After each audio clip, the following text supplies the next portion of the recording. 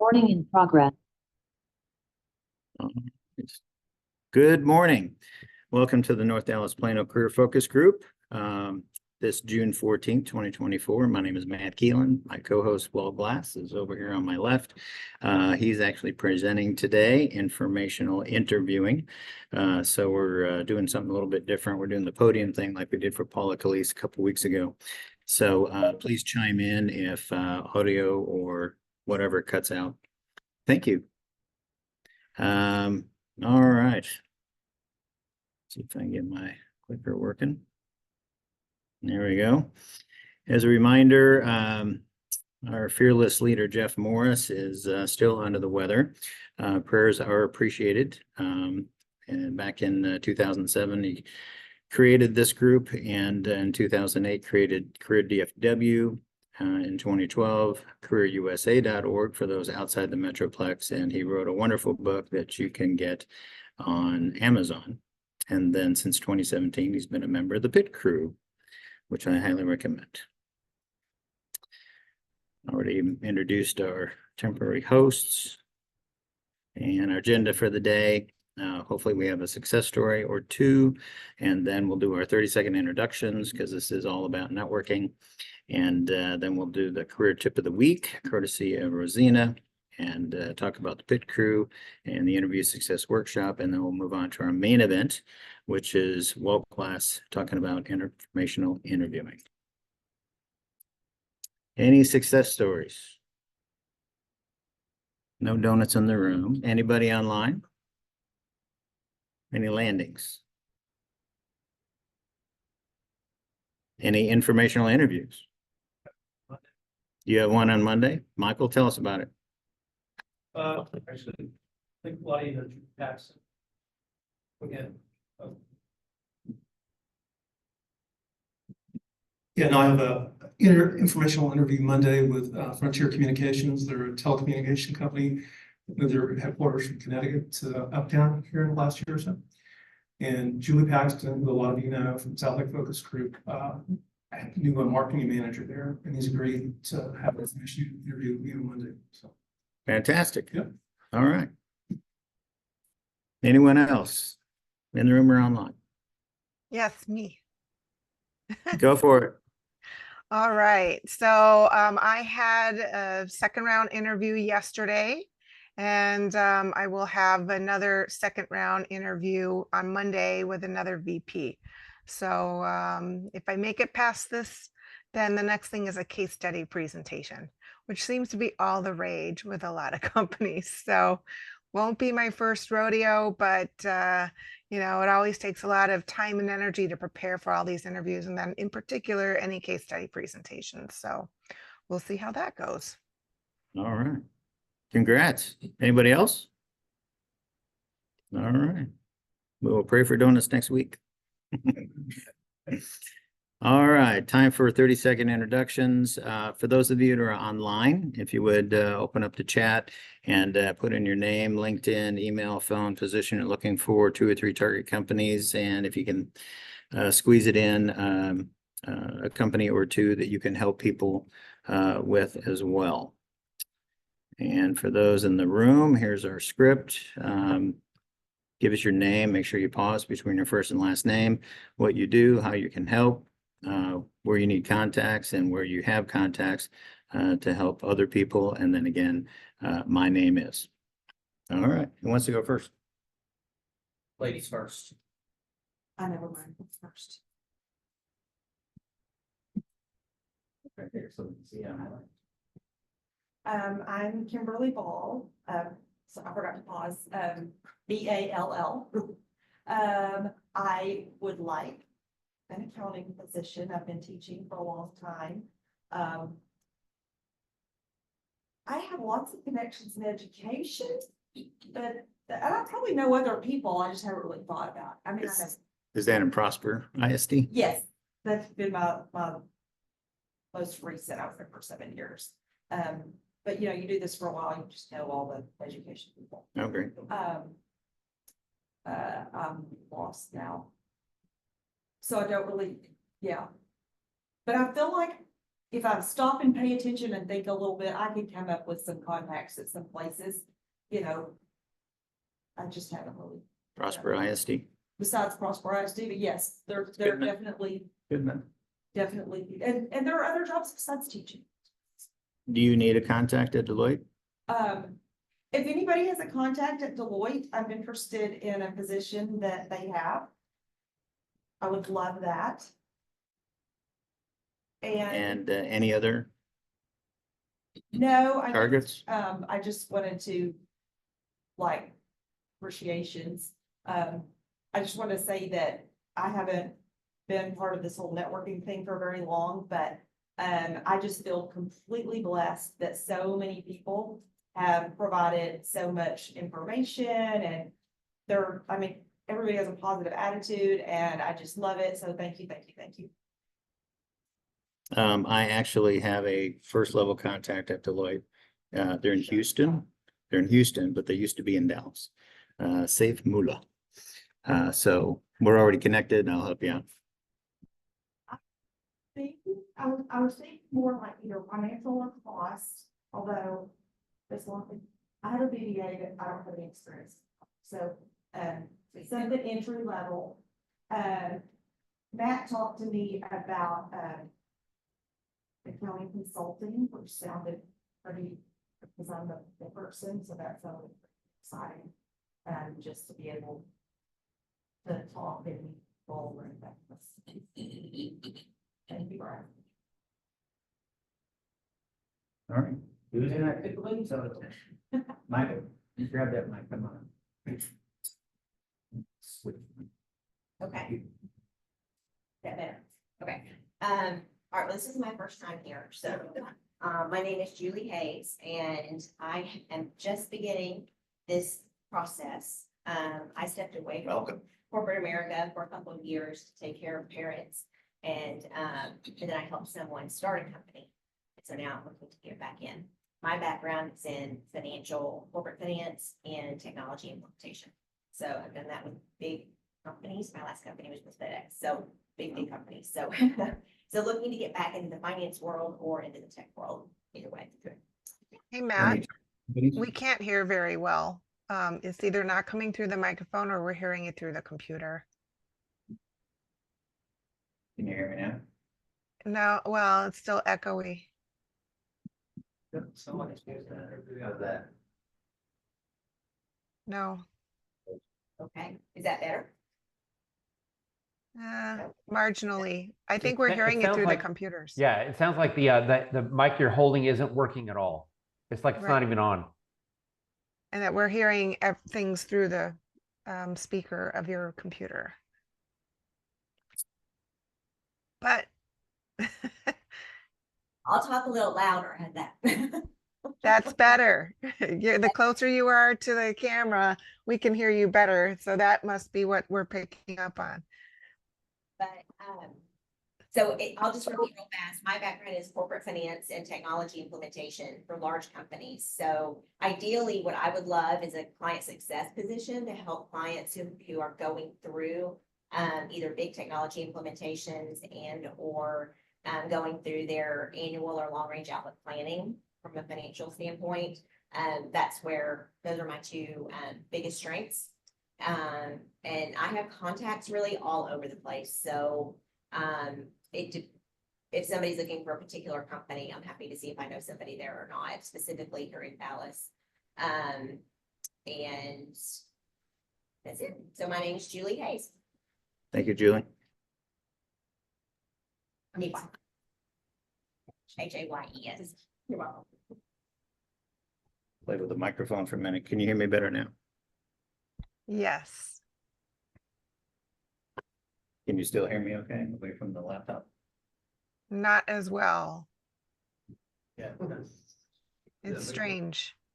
Microphone stopped working. I can hear you when you're there. When you walk further away, not Yeah. so much. For some reason, it switched from the microphone. It's showing the room as being muted. Yeah, probably so that you don't have echo. All right, can you hear me now? Yes. Can you hear me now? A little further away, like you're in a tunnel. Yeah, it's as if it's only coming through the laptop, which is fine if you're in front of the laptop. It's fine. Yeah, we'll have people come to the laptop instead. All right. Thank We're, you. Sorry. No problem. No, like I said, we're trying something new and I asked you to speak up and I appreciate you doing that. We're gonna go here today. They'll still be able to see you online. Okay. Right. Hi, I'm Michael Cruz. I'm a finance director. I have a Fortune 500 financial planning analyst background. I drive the budget, forecast, and reporting process at organizations. I help by ensuring the numbers have integrity and there's no financial surprises. I'm Michael Cruz, finance director. Thank you, Michael. Jody? Or? I'm sorry, I don't know your name. William. William, nice to meet you. Thanks for coming. My name is William Evangelista. I'm a project manager for telecom. I like to clean up solutions or processes. And I need contacts in hopefully Verizon or other telecom. I'll talk with you later for the Frontier. I have contacts in T-Mobile. Once again, my name is William Evangelista. Thank you. Jody?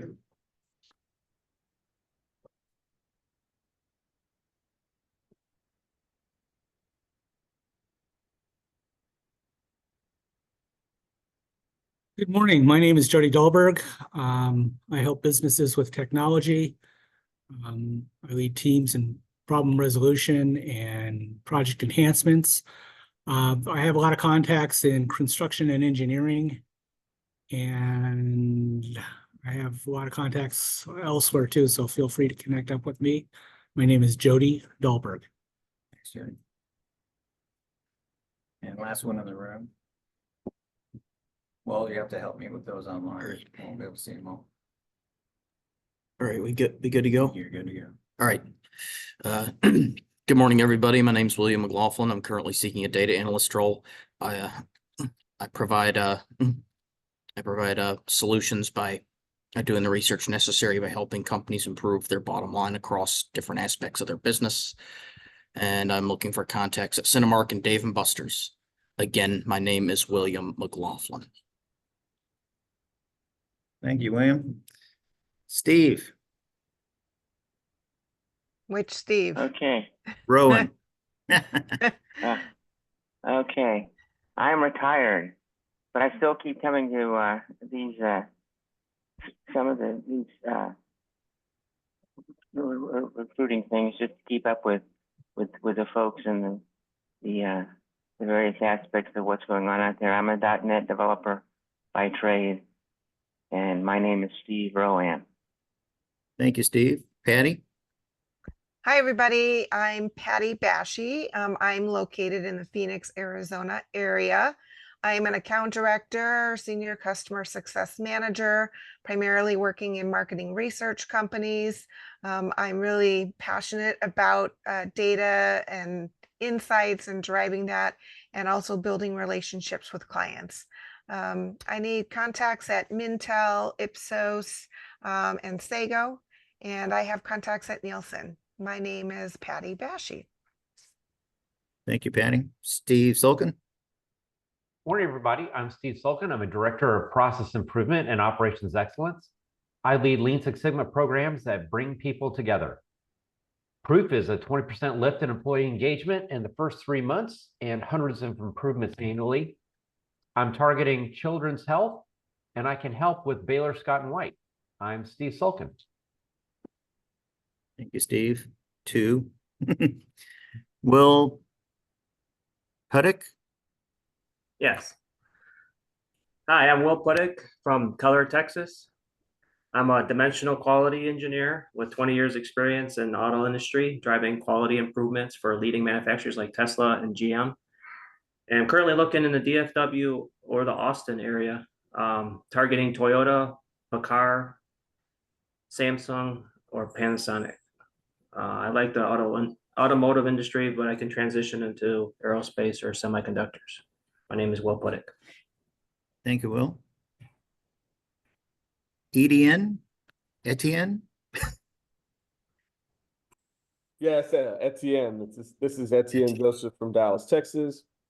I'm an early career program manager. I've got about 20 years of experience in talent acquisition. I am to dumb it down, I'm a recruiter. I've recruited across manufacturing, healthcare, consumer products, have done some work in automotive and the technology industries as well. My passion is really helping companies develop their early career talent pipeline so that they can develop their bench strength. And I'm currently looking in the DFW market, targeting AT&T, GM, Citi, American Airlines, and Southwest, and Sabre. And I've got contacts at Salesforce, Workday, and IBM. My name's Etienne Joseph. Thank you. HR Heidi. Good morning, everyone. I'm Heidi Torres. I'm known as HR Heidi. I am the HR generalist for Serious Education Solutions, and we are looking to fill 3 roles that I posted in the chat. I want to qualify, this is people with experience in the education or publication industries. So I'm looking to fill a customer success manager role, a proposal and contracts manager, and also a sales account executive. These are all remote roles. The sales account executive will need to be able to travel 30% of the time. I put in the link, so if you're interested, I ask you to please apply at the link and send me your resume. So also I put in my connection, so if we're not already connected, please connect with me on LinkedIn, and I am here to help you. I'm Heidi Torres. Thank you so much for coming back and providing some jobs. That's great. Dale. Here we go.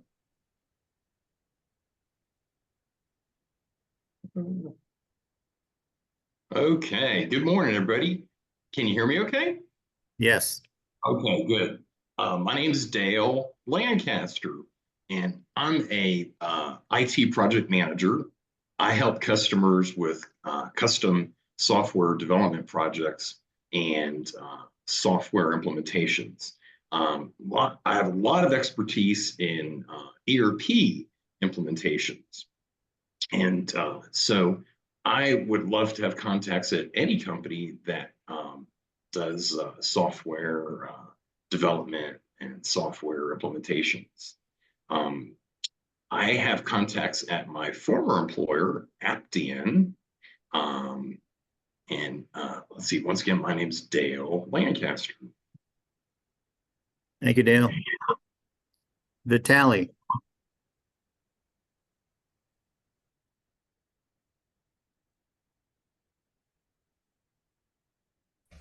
Hello, hello. We can hear you.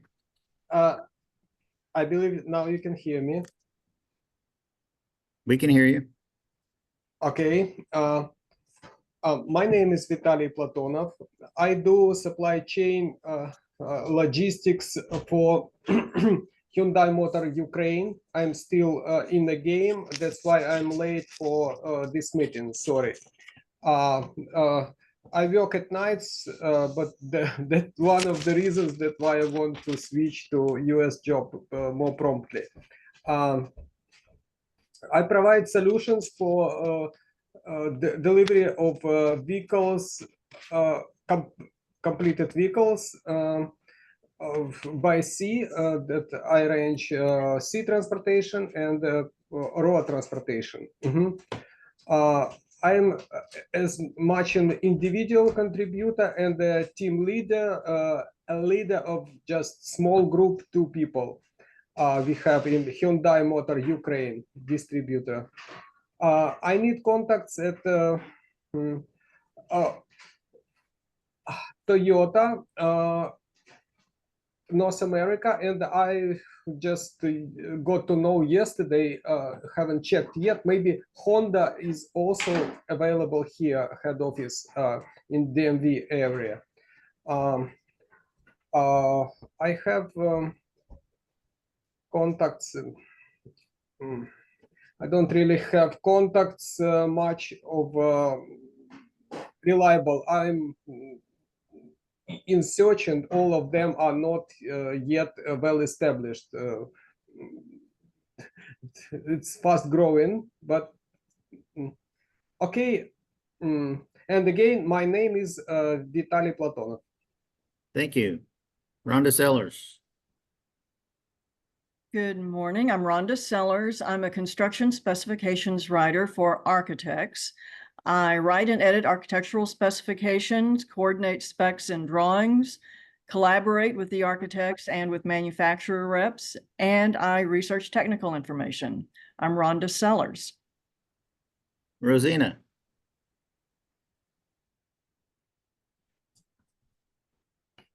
Good morning, everybody. My name is Rosina Gallman, and I am the host of the Career Tip of the Week. I am seeking a senior talent acquisition and or senior RPO recruiter role in the CPG, hospitality industry, or I'm open to any new industry possibilities. My current target companies are Goldman Sachs, Deloitte, and ADP. I look forward to connecting with each and every one of you as professional colleagues to share business insights, trends, and resources. I am Rosina Gallman. Dustin.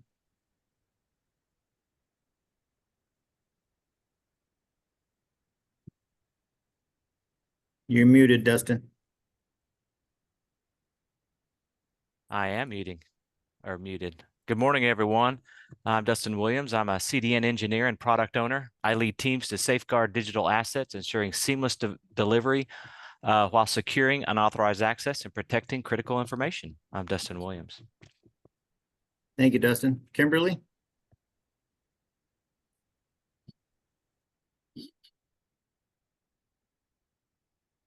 Going once?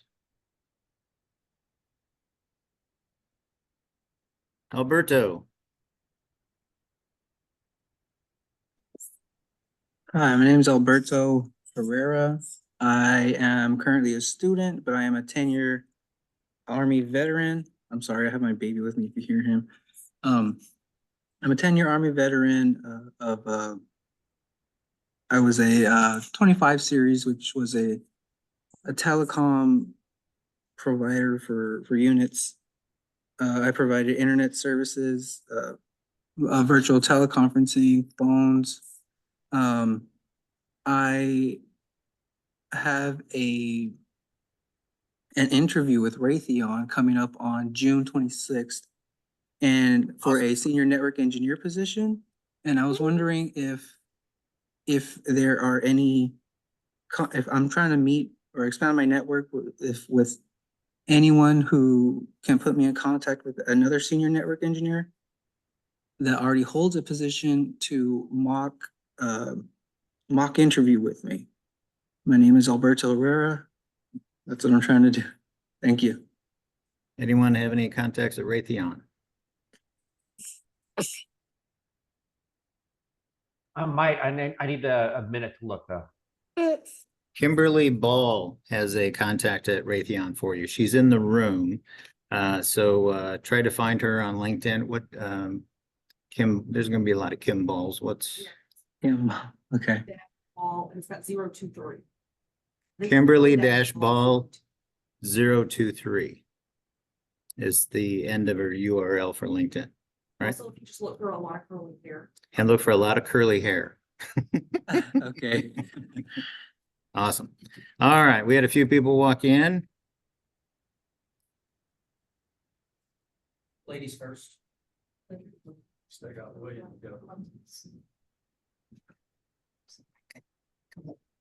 Feel weird, I've got my back to the room, but good morning. My name is Jama Ball. I'm a senior operations executive looking for a vice president and director of operations, specifically in service delivery or product implementation.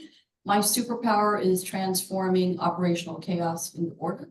I need contacts at Rippling and at Ministry Brands and responsive software. I have contacts, Rosina, in the hospitality industry. Please connect with me. My name is Jama Ball. Kathy? Okay. Let's go William next because Kathy has an announcement. Yes. Oh, William first. Wait, I already went. You already went? Okay. You're last. All right. You're last. Go for it. Hi, I'm Kathy Meredith.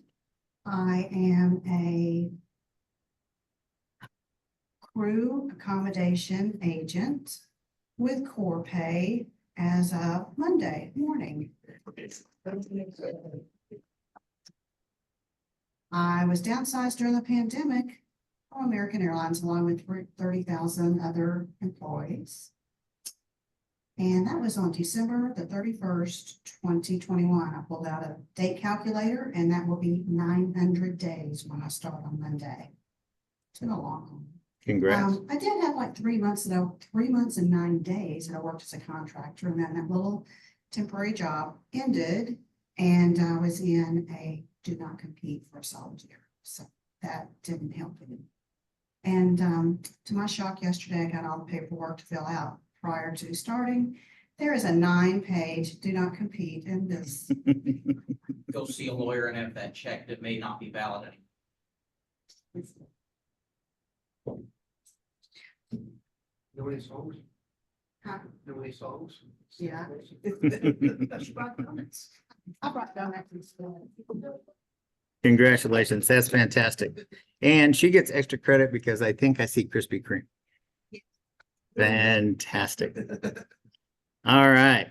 Love those landings. If you hear of anything at your new company, be sure to add it to the group. Let us know. Thank you. Fantastic. Hey, Matt, the person who's looking for a contact at Raytheon, Dee leads the North Texas Job Seekers Career Group, and she used to be in charge of talent acquisition at Raytheon. I bet she'd help out. I put the LinkedIn profile in the chat. Okay. Awesome. Thank you. Thank you very much. Yeah. All right.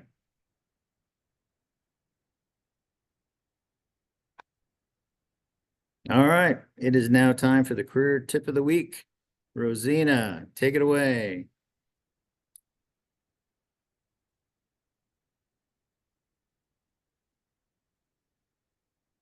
Rosina? Bear with me just for a second, trying to get off There of you go. mute. Sorry about that.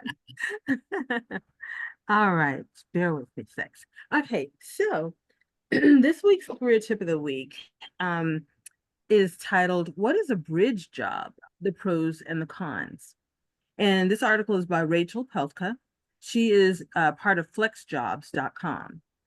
And so there may be times when you find yourself between jobs throughout your career, but a bridge job can be a perfect link between your past and future professions. What is a bridge job? Definition and meaning. A bridge job helps bridge a gap between your careers. These jobs are temporary, but that doesn't mean temp jobs, although it could be. Temporary in this case means you're taking the job temporarily, you don't plan on making this your permanent career, and are taking the position to help fill basic needs, like having a salary or health insurance. Part-time, full-time, contract, and freelance gigs can all be bridge jobs, and they can serve as an alternate schedule of roles. Now, while they can be part of your career change plan, bridge jobs are generally not directly related to your career path. They aren't necessarily a step or even forward in your career, and they usually aren't lateral moves. But bridge jobs can be part of a strategy to help you figure out your next move. So, should you look for a bridge job? There are many times when a bridge job might be the perfect job for you.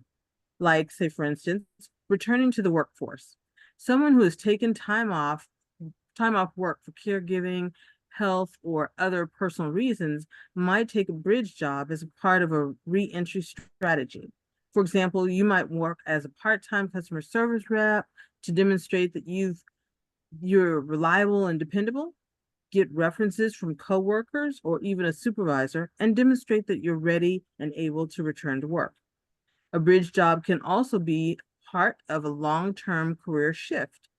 Someone starting their own business may take bridge jobs as a way to have salary and health insurance for themselves and their families while bridging their vision to life.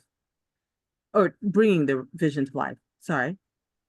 Career changers may also take a bridge job as part of a test run of their new career, or as a way to have income while they work unpaid internships or return to school as part of their long-term career change plans. You might have a bridge job just before or during retirement. Not everyone enjoys full-time retirement, but they also don't want to continue in their old career. Bridge jobs let retirees slowly shift to full-time retirement life by letting them work fewer hours in a different role, often less stressful career. And lastly, you may need a bridge job if you have had to leave your last job unexpectedly, whether it was due to being fired, layoffs, furloughs, or even leaving a toxic workplace. A bridge job can help you fill in any and all gaps that come with a sudden loss of income. The benefits of a bridge job. Beyond the obvious benefits of a bridge job, like salary and possibly health insurance, there are other less tangible benefits. For starters, you'll have the chance to build your professional network.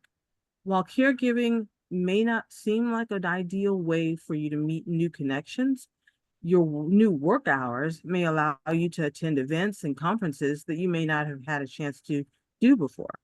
And likewise, taking a bridge job introduces you to people outside your usual networks, and you never know where a chance encounter will lead.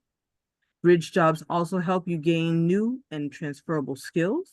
And lastly, bridge jobs can help you learn a lot more about yourself and discover what you want out of your next job and company. The downside of a bridge job, there's one downside of a bridge job to be aware of. Bridge jobs are meant to be temporary. And if you don't actively engage in your job search or career planning, you may find yourself permanently in your bridge job. It's fine to take a breather once you start the job, but it's important to get back into planning that career change, looking for a role that's in your career field, and networking to find the job that's more than the bridge as soon as you can. So to build a bridge job may not be glamorous, but it does help you pay the bills and enables you to pursue other endeavors. No matter what kind of job you're looking for or why you're looking, flex jobs can help.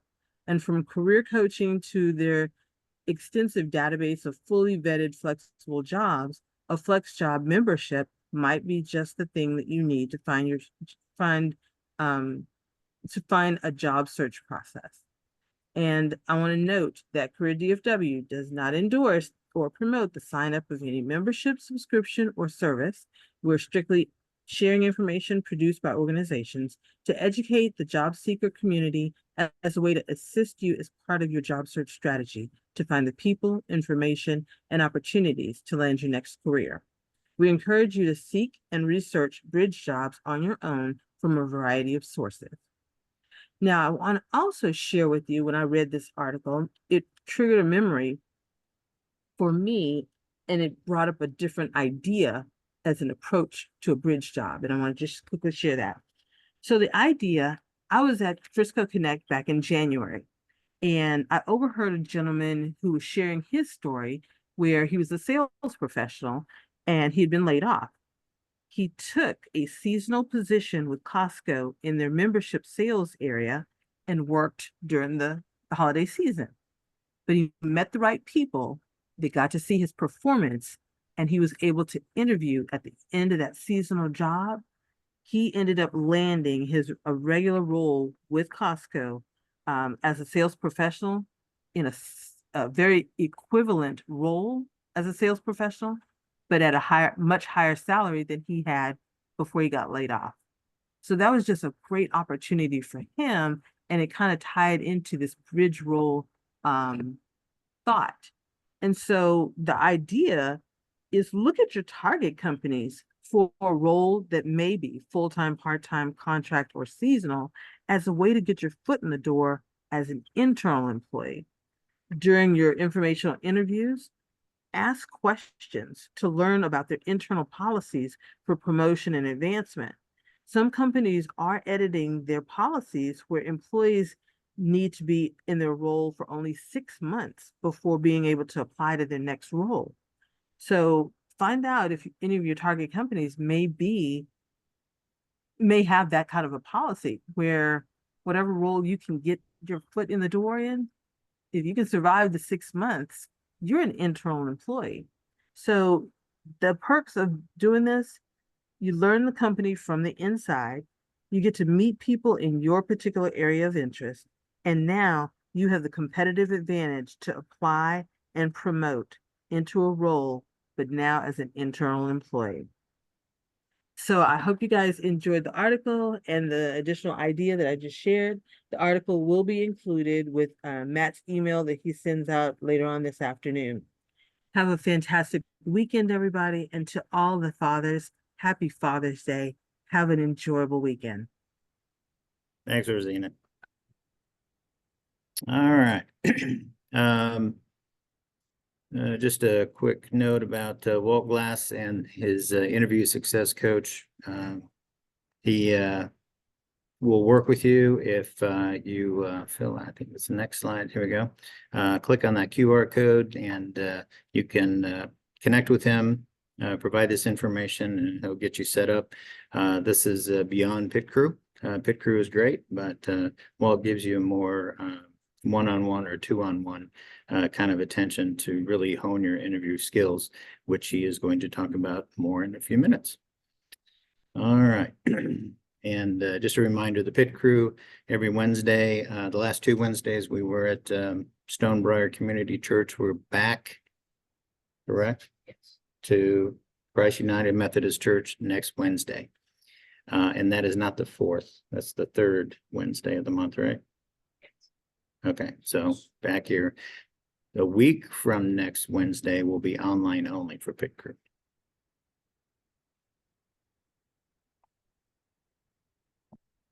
All right, today we'll head to Jason's Deli for those of you in the room if you want to join us for lunch. And now to the main event, Mr. Walt Glass. You're at home too. Yeah, you have to start with the poem. Well, good morning, everyone, and welcome. It's good to see your faces. And for those of you that are online, I welcome you as well. Now, I'm not used to speaking to 2 different directions at the same time, so I'll try to include you, of course. And so I have a clicker to make this thing work. You do. I do. Great. But I need to switch. All right, so the interview this workshop poem of the day, right? So I'm gonna tell you that I'm generating most of these at like at 2 o'clock in the morning. You wake up, you can't sleep, and so I'm starting to TVs.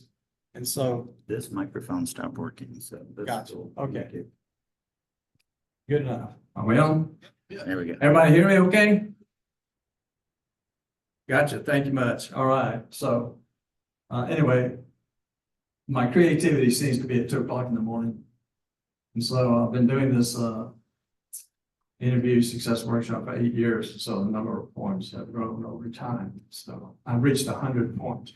If you were ever to ask me, would you ever be able to create 100 poems in your life? I'd have said never, not. And so it's not a great resume builder, but your creativity of building corny poems. But anyway, that's where these come from. And so one of my latest creations is, do we have interview nightmares? Is our life increasing with prayers? Well, please listen, my friend, one message I send. Practice interviewing pays great dividends. Okay, so enough of that on the stuff. What I want to talk about something today is I've got a lot of information to cover, and I'm not going to really be able to cover it all, so it's important that you get the handout, okay? And you'll get that later. You'll get a PDF that shows all the slides because it's got a lot of how-tos and lists and things like that in it that will help us. So be sure you get that. And if you put your email address legibly on the sign-in sheet, and I say legibly because sometimes we can't read them. And if you put your email address in the chat window, for those of you that are online, you will get a copy of those maps, send that out to you later. Are we on track? Think so. All right, good. So let's talk about the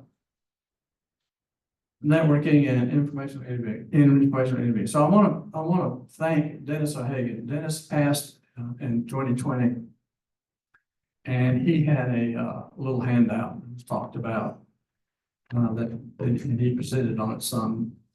And Deb Morris, who was the founder of this group, called me. He said, Dennis wouldn't be able to make it that day. Could I give that presentation as a backup? And so I gave his presentation. But then I took that and I said, okay. And so then I put the Walt glass effect in it, which had added about 60% more content. And I used some of his stuff. So I want to pay homage to Dennis. He was a great guy. And so he was the birth of this particular presentation. So his material is included as well. So thank you, Dennis. All right. How many of you heard about networking being the best way to get a job? Haven't we all heard that, right? I mean, that's the way to do it. And so I'm going to give you some more statistics to say, yeah, that's right. Yeah, why is this working? What's the thing about that? So for those of us that are new in the job search, all right, and Julie, okay, it's a thing that says if you want to get in the door, get a referral. So you get this long list of candidates online, and they go through and dig out keywords. What a wonderful way to pick excellent candidates is to say, oh, do you have the right number of keywords? And and so what a terrible way, but we still have to do some of that stuff. Anyway, if we can just get in the door somehow, and if somebody comes to me and says, hey, Walt, I know you're looking for somebody. I know a guy who might be a fit. That person goes right to the top of the list. Okay. I'd much rather, if you know somebody, then I don't have to learn them. I don't have to go through the interview process normally, weed them out and all that. You go right to the top of the list. And so that's the referral part. And then there's the informational part, which I just need some information. I'm looking for some help with some advice or something. So we're going to talk about those two things primarily today. So, look at these statistics. 85% of the jobs are through network, but only 7% of the job searchers use referrals. Is there something wrong with those numbers? Right? Oh my goodness. And we have some fear of doing this, and we're going to address that a little bit today as well, particularly for those of you that, I am a graduated introvert to an extrovert. And I did this many years ago. What was the difference? I started caring about other people. And as soon as I started caring about other people, it was easy to talk because I would talk to them and they would tell me about it. And so we got into that conversation. So that's one of the big differences. All right. Okay, LinkedIn did a study and said that 35% saying of casual conversation led to an opportunity. All right. So here's some other statistics. Here's why they use the technology. Here's the benefits of the technology piece. So here's some numbers up here if you take a look at. And saving time, save money, flexibility, multitasking, productivity, ability, archive sessions, less peer pressure. But what's the value of online networking? What's the product of online networking? Yeah, it does all these things, but do we get good candidates? What happens with that? And it's not as effective as the in-person stuff. And so when we looked at the in-person side of it, face to face, oh, who doesn't know that? We all know that. So I want to stay here so I can talk to the group online once in a while. But we want to know exactly what's going on. And I can tell you this, the lunch meeting that we have after this session, several people have told me they've learned more about job search in the lunch meeting. Because we sat down, we talked with each other, and we had some conversations about things. And one person said, of all my job search processes, the lunch meeting that the North Dallas Plano Career Focus Group has was the best. And it's kind of like an accountability team. If you are a member of an accountability team, that's an extremely positive thing to help your network, because we're all helping each other. We're all giving ideas and suggestions and connections, contacts, and things like that. You'd be surprised at how many people we know. I mean, it's a long list of how many people we know, and we can take advantage of that. So you got all these percentages in here, very positive things to do it face to face. So we want to try to do things face to face. Now, it's a little hard to do face to face. But my question to you is, are you trying to meet face to face? Are you working to meet face? Are you just saying, can we have a phone call or can we meet online? All right, and do that. Go for the goal because I'd like to meet with you. All right. Matt had a face-to-face meeting with a person at USAA, right, Matt? Yep. And had lunch with him, and they had a great conversation. All right. And he built a relationship and made a connection. It's hard to make a connection online. It just isn't the same, right? Okay. Well, let me ask you this, and you can put in the chat window A, B, C, or D. How many days a week do you spend applying online? How many A's do we have in the room? B's, C's, D's, E's. That's a trick question.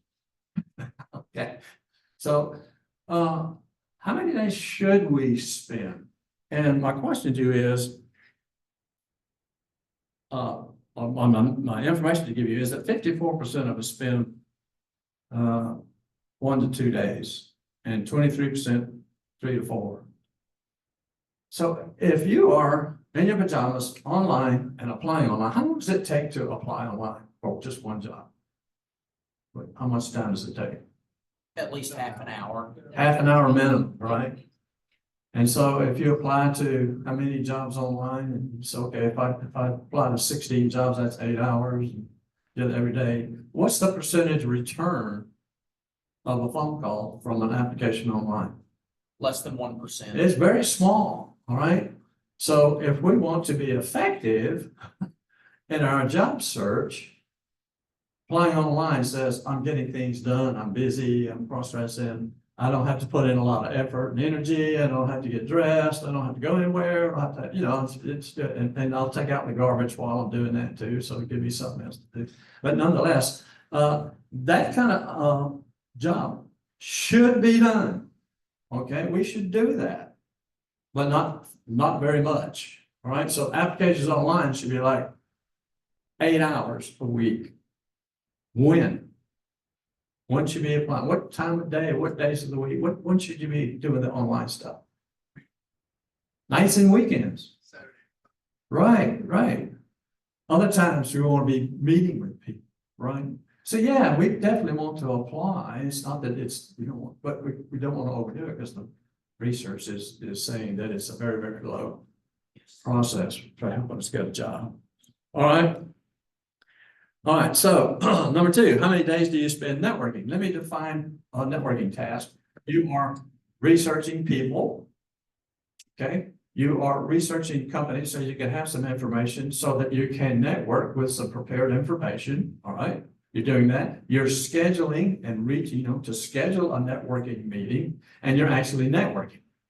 So there's a lot. It doesn't mean just the conversation itself. There's more involved in that. So how much time do we spend doing that a week? A's, B's, 1 to 2 days, C's, D's. We have a learning group. So in the room. So how many days do you spend doing the networking? Well, don't we all know we probably ought to spend more? Okay, because that's where the biggest production of our effort is. So I suggest that we see if we can increase our time spending that. So what days of the week do we want to spend networking? Tuesday, Wednesday, and Thursday. That's right. And that's the time that people, what's wrong with Mondays? Anybody online? Jump in.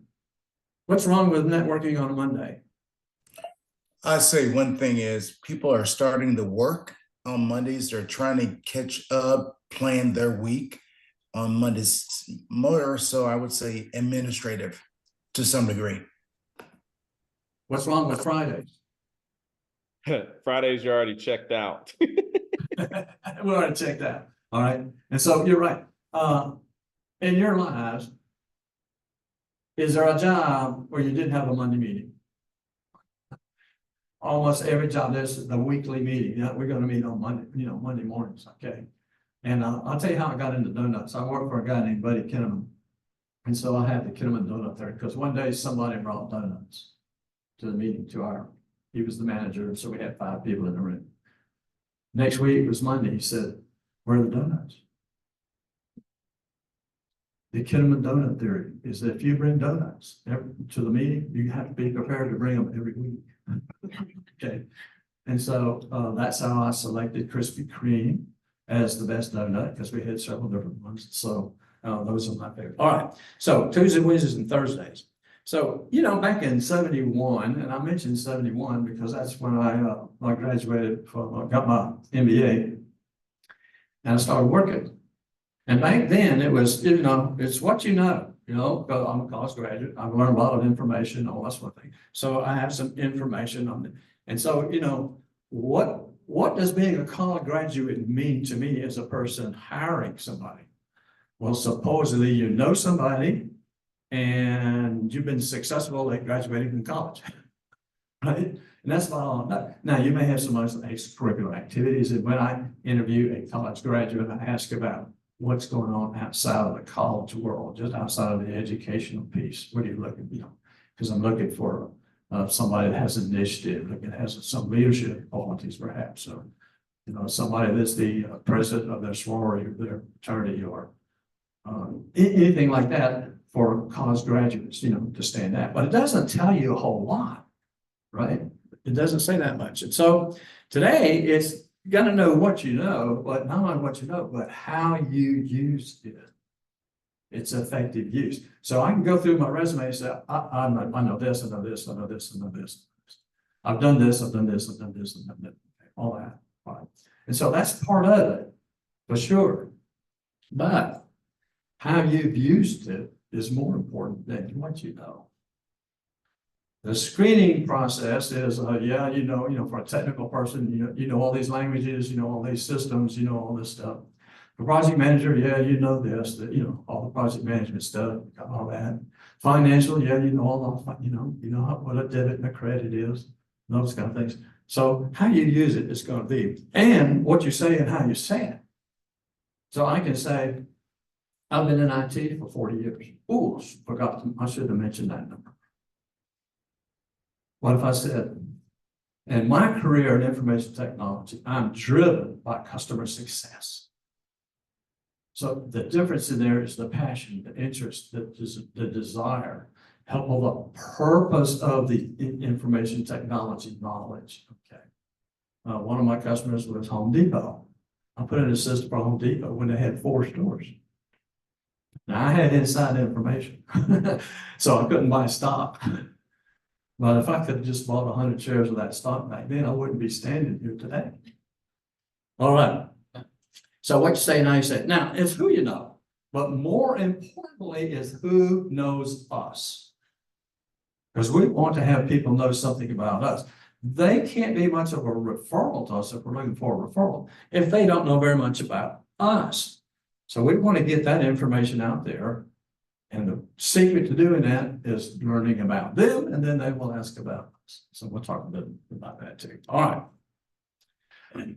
Here's a statistic that we do not use very well.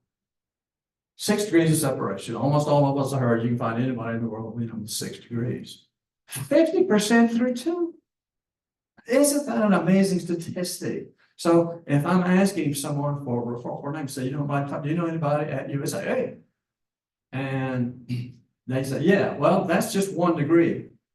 What if I say, do we know anybody, or do you know anybody who knows anybody? We're asking for the 2nd degree. So if you ask them, do you know anybody, that's really limiting us and getting information about networking. We ask for the 2nd degree. Some of you may know Jack Beck. He was here, he led a group over at St. Jude Church for a while until he moved to Florida, the rascal. And so he did this. He started business journals. He started the Dallas Business Journal here in Dallas, but he went around town starting business journals. And he would go to the other newspapers, other journals, because the Business Journal is not a competitive periodical from the other things that are published. He said, do you know this? Do you know about this? And he would ask 2, then we'd ask 2 more, and ask 2 more. And he had 32 people very quickly that he could talk to about that. And in 6 weeks, he had a business journal publishing. Now that's amazing. Now, how do you do that? Through the contacts, through getting the people who have the knowledge and all that stuff, and using it very effectively. So ask for 2 and maybe more. You know anyone else? Ask, all right? And then targets. Well, it's very simple, it's very basic. Who has the knowledge that we seek? Who's got that information? Who's that person? How do we find out about those? And that's probably, do you know somebody who knows about this? Do you know somebody else? That sort of thing. So we're just looking for some information. It's kind of 2 cases, the information cases and then the referral cases when we're looking for people to help refer us, all right? So people inside the target companies, inside our target industry. So we may want to talk to people just about the industry, learn about that, that's information. But if I've got somebody inside the company in that industry, that's my target company, now I can kill 2 birds with 1 stone, get industry information, I get. So we're never not networking. We're always networking. And we're never not, and so our mindset should be what? Connecting with people, helping other people. Irma Bombach said that guilt is the gift that keeps on giving. When I help somebody, or when you help me, I have a tendency to want to help you back. It's just kind of one of our culture things we want to do. What can I do for you? And when people say, well, interview success rate is really great. I get a lot of 10s out of 10s where when I ask them how they felt about it in 2 hours. And what can I do for you? I said, spread the word, encourage another person, help someone in their job search, pay it forward. That's the thing you can do. All right. So we should always maintain a networking mindset. So what do we do to prepare?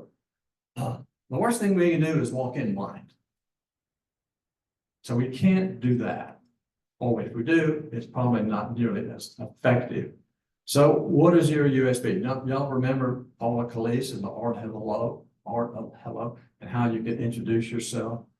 I'm Walt Glass. I help job candidates gain confidence and skills for successful hiring interviews. Okay, so there it is. That's what I do, and the I help is all in that sentence, right? Something like that. So we want to have that. We want to have our resume together. And I strongly suggest a biography. A biography is a great tool for networking. Handing a person a biography is not saying I'm looking for a job. Handing them a resume says I am. So sometimes you will have that resume handy because that's the give me your resume and let me take it to somebody. Or they might say, here's some information about me. And so when you have a referral, I'm going to talk about how you handle that, but have that too. What's your attributes? Who are you? How would you describe yourself? How do other people describe you? What is your experience? What's your inventory of work that you've done? And what's the value that you brought? The achievements inventory. You see how I clearly described I am, I do, I help? Because that's what I talk about in interviews. We don't sell I am, I do, I help. References. We have our references. We don't need to put references available upon request on our resumes anymore, but we want to have some resumes available, references available so that we can talk to them. Just a short word on references. When you get a reference, what do you ask the reference? I mean, my first question I ask is, okay, if somebody were to call you, what would you say about me? What information would you give? And that's how I decide whether somebody's going to be a reference or not. I say what I want to say.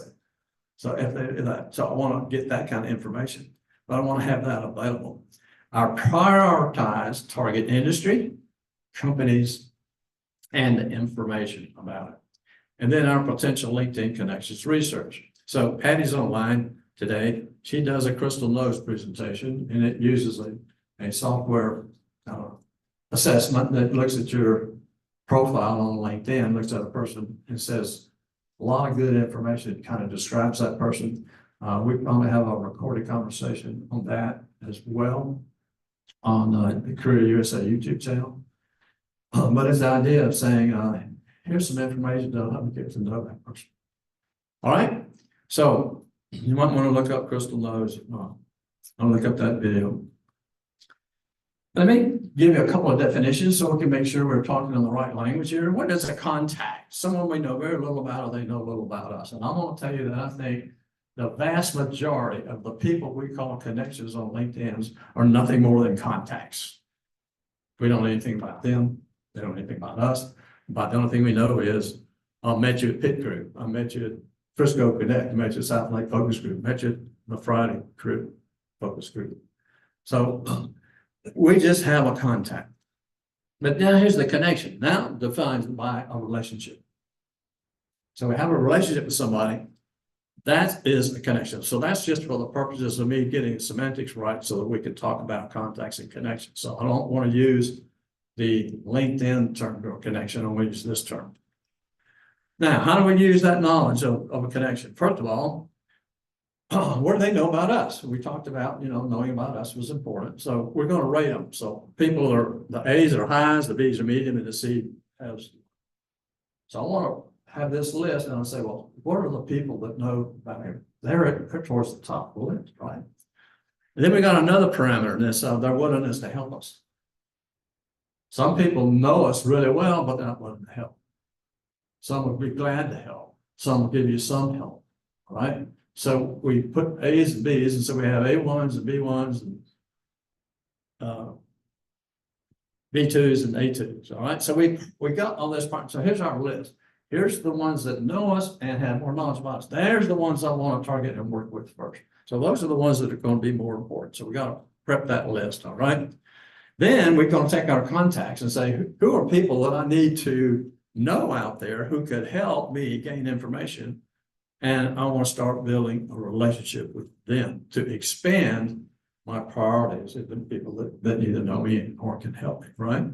So we want to look at those because there's some people we say, oh, I need to know Matt Keelan. I mean, he's an IT guy. He's got a lot of information. He's done consulting. He's done tremendous things. And I need to find out. I bet you he knows about AI. I bet you he knows about what's going on in the IT world. So expand those. 55% of companies say referrals are less expensive to hire. But companies would rather have a referral, right? Less work. The unfortunate part of job search is all the crutches that we use to hire people. The applicant tracking system, for example. We use that. We do this choices.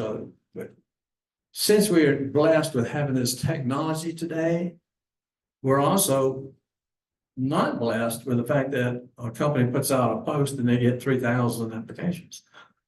And that was a true number when Toyota moved to the Dallas-Fort Worth area. There were people all over the country looking for jobs here in Dallas, for Toyota. So they had to outsource their recruiting group just to handle that load. But referral candidates are the fastest to hire. Well, that makes sense, right? Because we didn't go to the top of the list, right? So let's talk about a networking call. Here's the hard part. And this is what I want to get to the people say, oh, this is the hard part for me to do. It's a little difficult. So there's a cool call. So I'm talking with Kathy. She just got a job somewhere and I'm interested in that company or something. And she said, oh yeah, call so-and-so and tell them I said, tell them I told you to call. And so that's the old use my name. In other words, this is the least amount of effort I could give to help you. All right. But that's okay. We got to be grateful for that as well. So that's okay. Now, better is the referral source. Let's have a meeting. So you get an email and say, hey, Walt, this is Kathy. I want you to meet each other. And I strongly suggest that you get together and have a meeting. And so they kind of set the tone and the conversation towards one of saying meeting face to face and doing something. So that's a little bit better. And then the best is when the referral source calls us. So there's a guy named Jared. He works for Lockheed. Jared targeted Lockheed for a year. He came through the workshop at least 3 times. He came through the pit crew 7 times, got his job and said, boy, the real interview was so much easier. This is not as hard as these. I said, well, I wonder why that is, right? And so, but I would send a message, and what I do when I get a contact, and I say, okay, no, I'll send Jared up. So Jared, here's so-and-so, here's the LinkedIn profile, here's how I know him, here's what it is. He's interested in this, she's interested in that, whatever it might be. And would you be willing to have a call with them or talk to them? And I give the contact information of the person I'm referring to as well. Jared just calls them. He doesn't wait. He's out there, because Jared came through here. He knows what it's like to find a job. So he said, yeah, and he's very willing to help people. So if you're like each one of them, you gotta let me know. I'll send a note to Jared. And we'll see what we can help you out. He's a buyer out there. So Jared fits in the hot call. There's not many of those, right? I'll talk about the parable of the sower in Matthew 13. So it talks about how you are sowing seeds and where you sow them.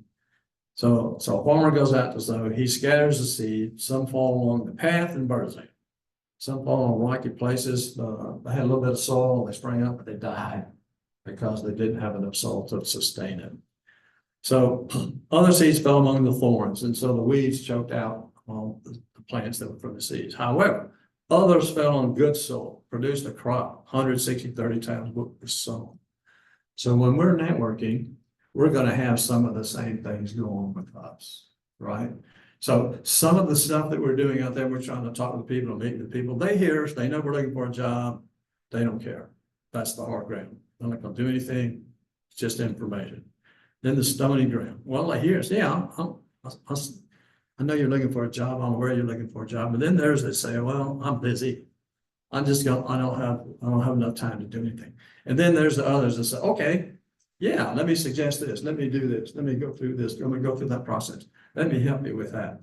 And so it's like anything else. Networking has a funnel. And there's going to be some fruit coming through that funnel, but we're going to have to just a few frogs to get there, right? Now, just by the way, which ground do you represent as a receiver of a networking request? Are you one of the thorns? Are you one of the stony ground, or are you a fertile ground? How are you? Who are you in helping others? Just a little test and look at ourselves. All right, so end up networking. We're to nurture a network, always keep in touch. Now that we're looking for a job, and you say, oh, here's somebody I knew 3 or 4 years ago, I hadn't said anything to them, and then now that I need some help, I'm going to call them, and I'm going to feel guilty because the only reason I called you is because I need some help, and I don't like feeling that way. So we can handle that a little bit differently than that. So but always remember, connections come from their perspective, their world, not ours. All right. So let's get into the informational interview. Summary of this: build relationships first, ask for assistance second, and offer to be help always. What is the information interview? Why we want to have them? What keeps us from doing them? And the steps for them. So that's what we're going to cover last. Some definitions. The best one I like is a tool to build relationships. Building those relationships. We cannot build relationships without interest in them. If we're just saying, I just need help, just help me, whatever it is. So we can gain knowledge, right? And we can also try to get into a company or talk with them and get a referral, get information about that. And call it a way to use the front door. Now, I don't know how you want to define front door and back door. I think applying online is the back door. I think going through the front door is having a contact referral inside the company. So why would you have them? Well, you know why we would have them. I don't need to go through all this list of things to say all the benefits of doing the informational interview, but to get information, asking for assistance, saying, I'm taking your advice and information. We'll talk more about that. See if we want to work there. Let's vet a company, right? So what keeps us from doing an informational interview? So before I start giving a list of things, let me ask you guys, what are your challenges? Either online, put it in the chat window, raise your hand. You'll help me out with that, Matt, or anyone here in the room. What are our concerns? What is it that stops us from just being full speed ahead, going bull forward with networking? Jody. Confidence. Confidence. Okay. Confidence. Say it again. Confidence that we know what we're doing. All right. Confidence that we're good at what we do. All right. Confidence that we know what we're doing and that we're good at what we do. Okay. Thanks, Jody. Anybody online?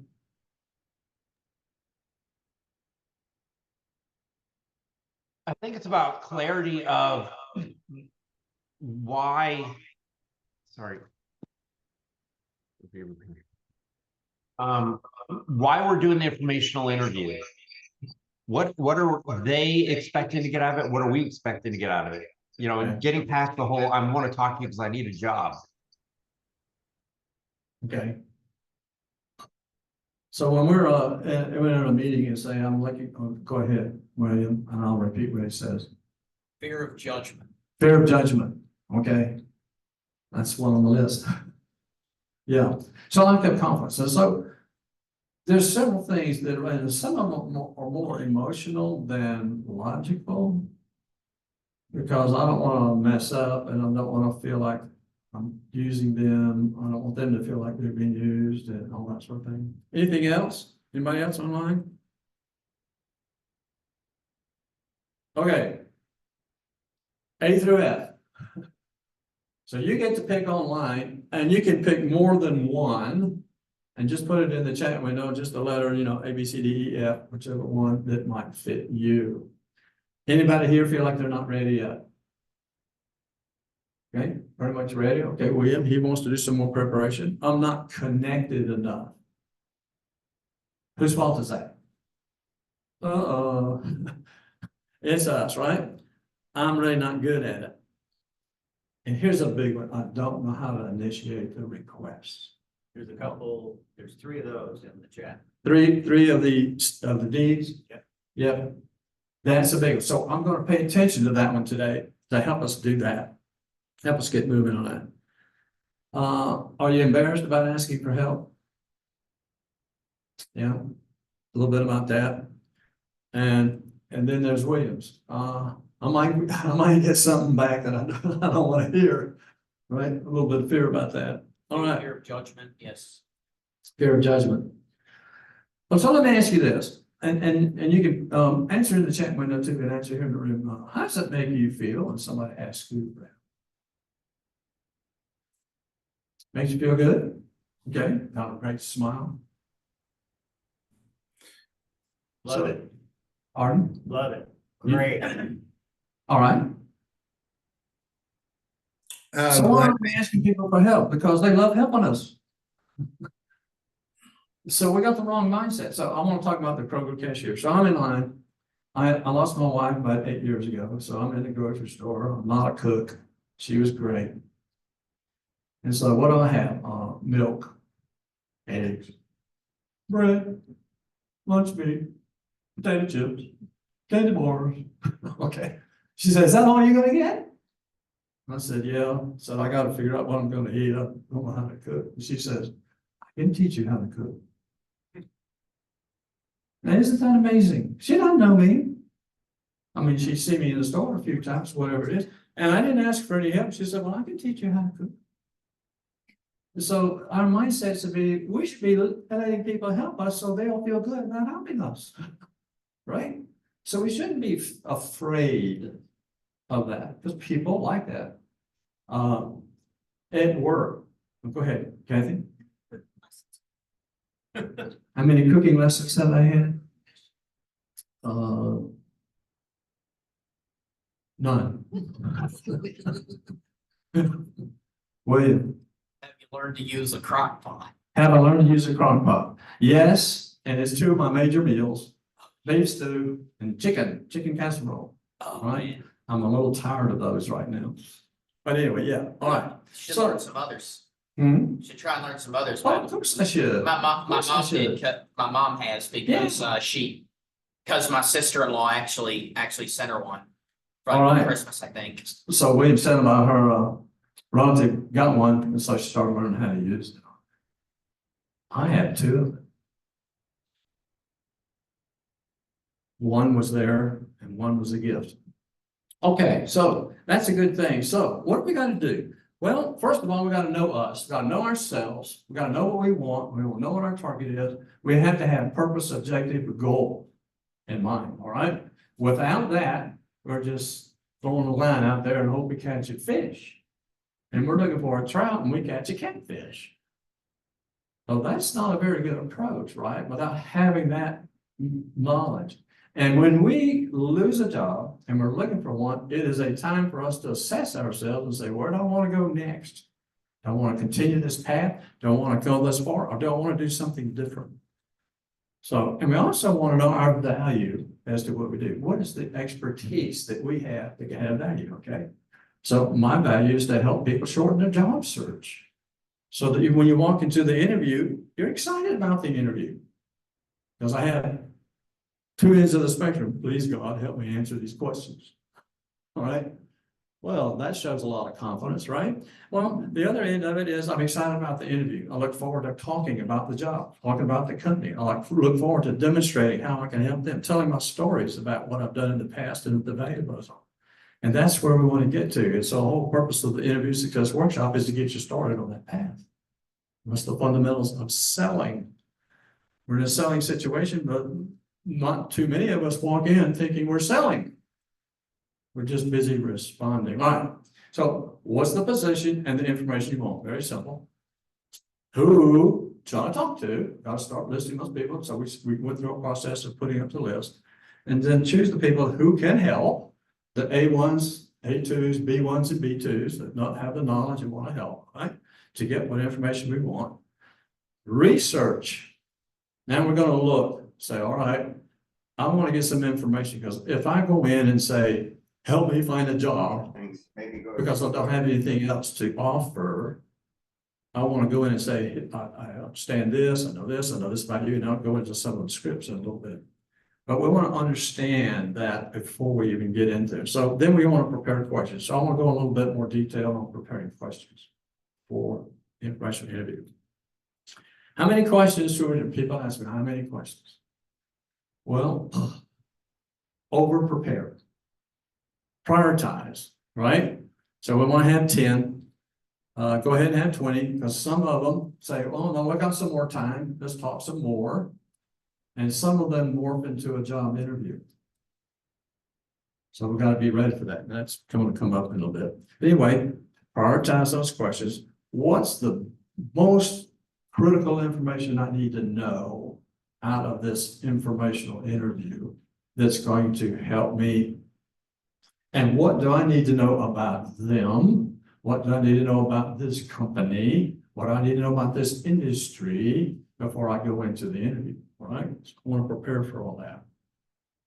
So it all depends on what do we want, what's your outcome. So somebody talked about if you don't have a specific outcome of that meeting, then we've got to have one because we've got to give them a purpose.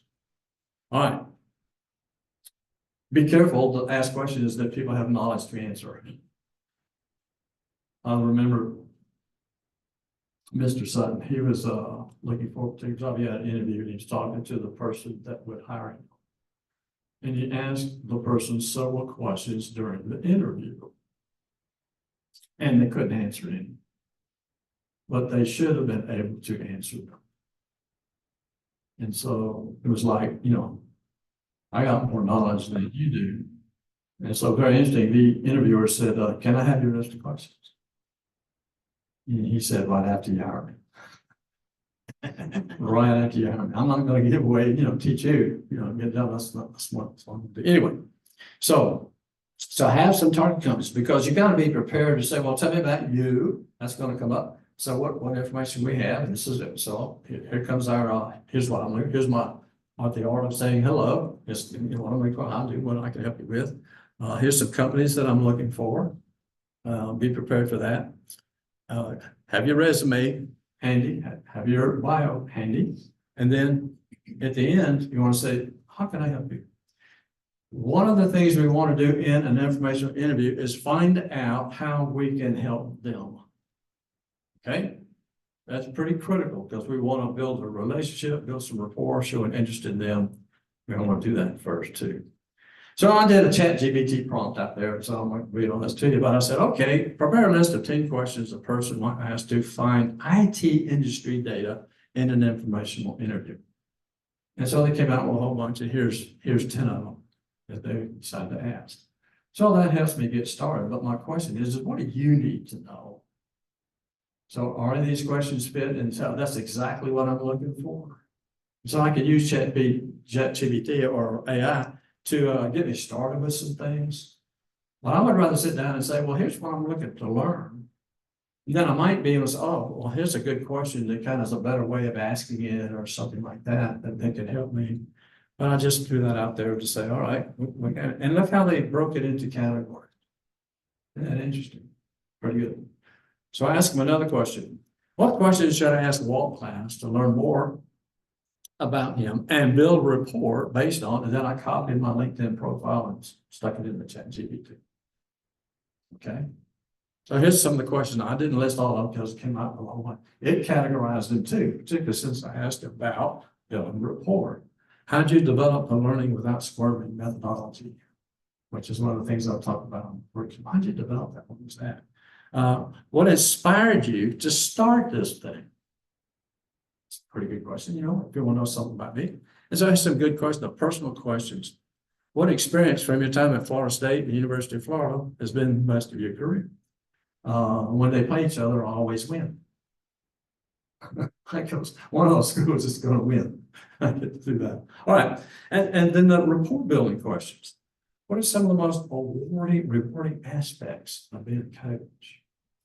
What does it kind of drive you? So now they're getting into doing something, you know, about me or something. Anyway, that was just something that I threw out there because we got to stay up with stuff.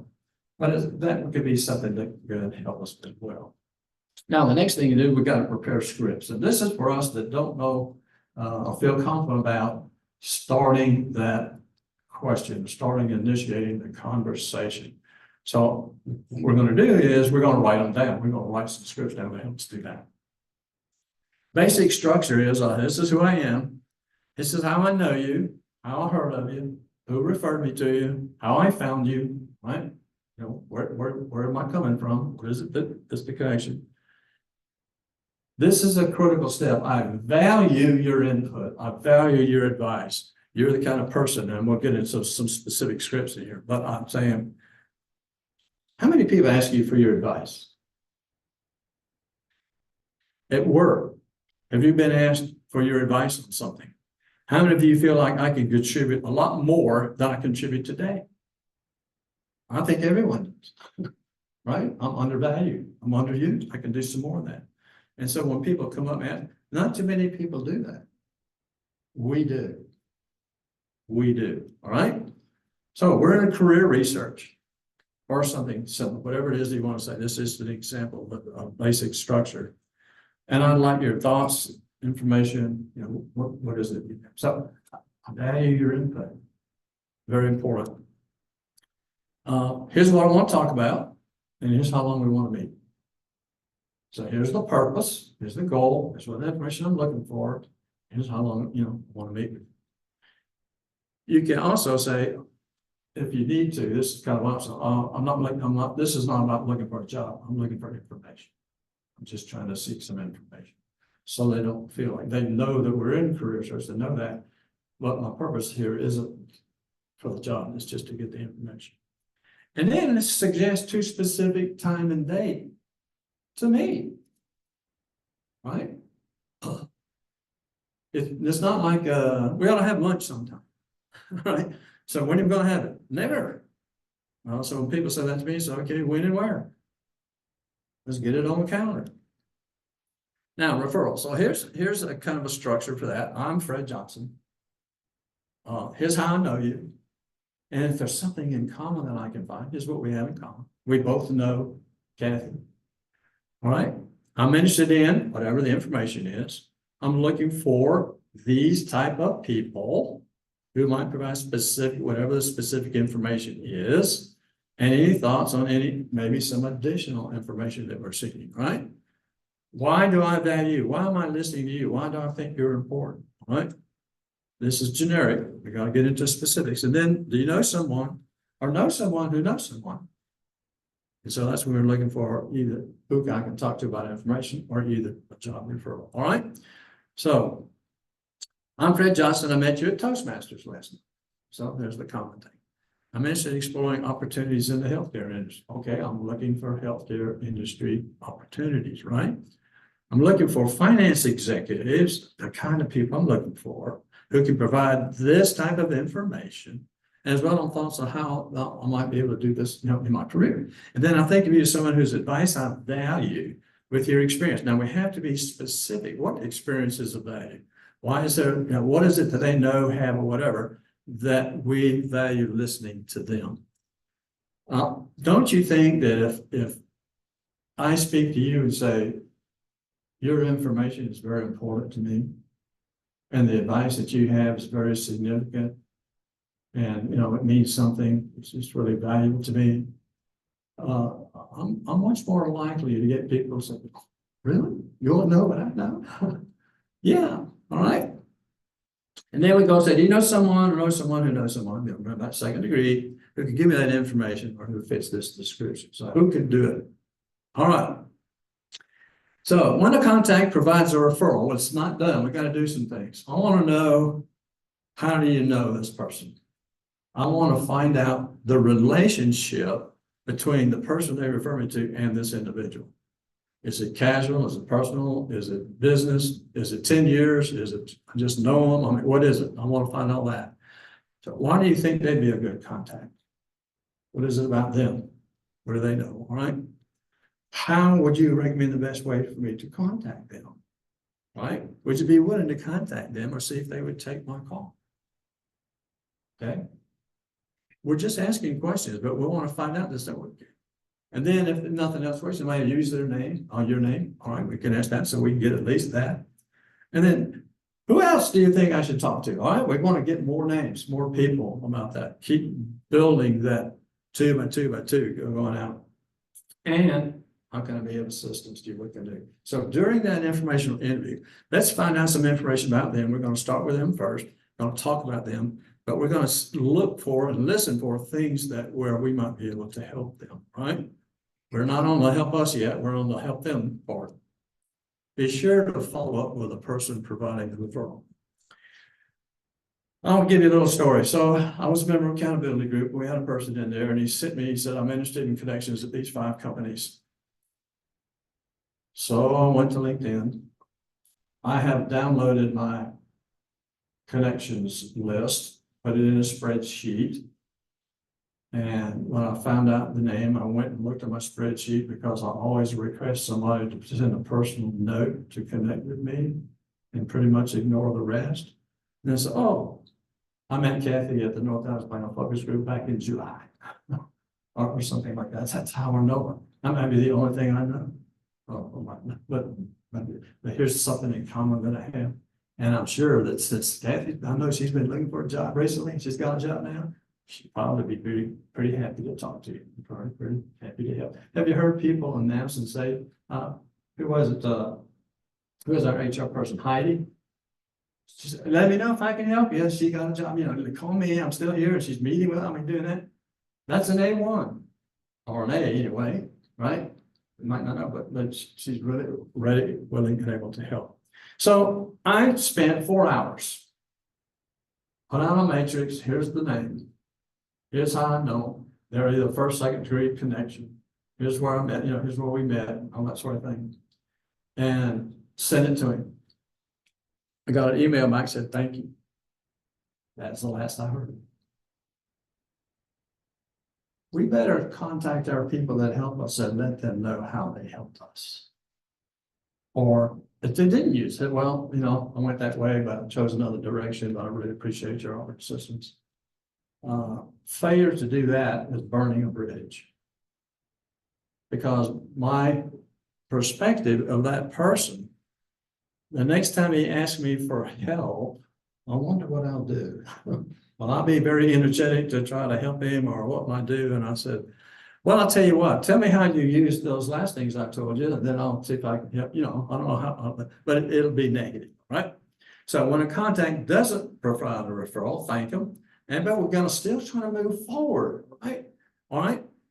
Any advice for my next steps? Where would you maybe direct me? Or the advice you give me how I might find some particular information? Or what would you do? So these are options and these are ways to approach it. But don't just say thank you and bye. You still say, well, where would you point me so I could do this? Or, you know, use that connection, use that person, which is probably just a connection at this point in time. Instead, hey, maybe you can point me in the right direction. We're missing an opportunity if we don't try to do that. And people say, well, oh, yeah, well, here's something. I mean, they'll do a little bit for me, right? Appreciate your time. How can I help you? How can I help? That's why we research them, we look them up on LinkedIn, we find out about them, find out what's in common, see what they're doing, see if there's something in that. All right. So so Joe says, the person I talked to said, call them and use my name. So my initial conversation starts with, I was speaking with Joe Smith and he suggested my contact. And there's the initial sentence, just to get in the door. I'm in the process of making some important career decisions. Give me some valuable advice, and it all depends on what their particular experience and advice could be. I want to have a brief meeting. All right. I want to get some advice from you and use some insight to the marketplace. And so, would Tuesday at 10 or Wednesday at 2, with the old Tuesday, Wednesday, Thursday rule, right?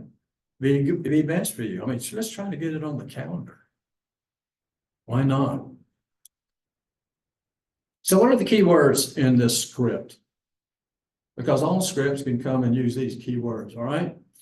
Career decision, valuable advice, brief meeting, advice, insight. So we kind of want to use those words in our scripts, in our initial stuff, that we match them. So we have something in common. I found your name and contact information in the sales and business development database, and the rest of it similar to the previous slide. That initial, how did you find me? What is it? Why are you talking to me? So your career changes, decisions, purpose, goal, advice, insight, suggestions, brief meeting, 20 minutes. Don't say 15 to 20. We're thinking 20, they're thinking 15. All right. So let's just tell them 20 minutes. There it is, 20 minutes. Specific scheduling. We want to schedule on Tuesday, Wednesday, and Thursday. One of the best days to do that. So that's some of the key words. So now let's talk about preparation for handling objections. So here's some scripts that'll help us do that. I don't have time to see you. Well, I know you're busy. But let's just not stop there. Why don't we continue the march? Why don't we say, don't take no for an answer. Salespeople don't let negative things stop them in that process. They continue on.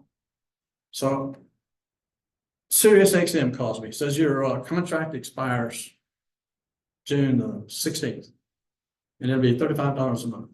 Well, I'm paying $750 right now. I said, don't listen to it. And this is true. I don't listen to it. Don't pay me.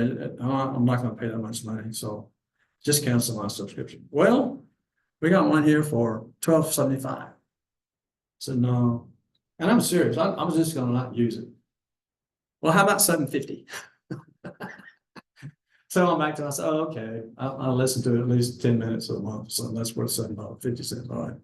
But, I'm just asking for a few minutes. Would it be more convenient? So don't let the initial negative stop us from trying to still get that information interview.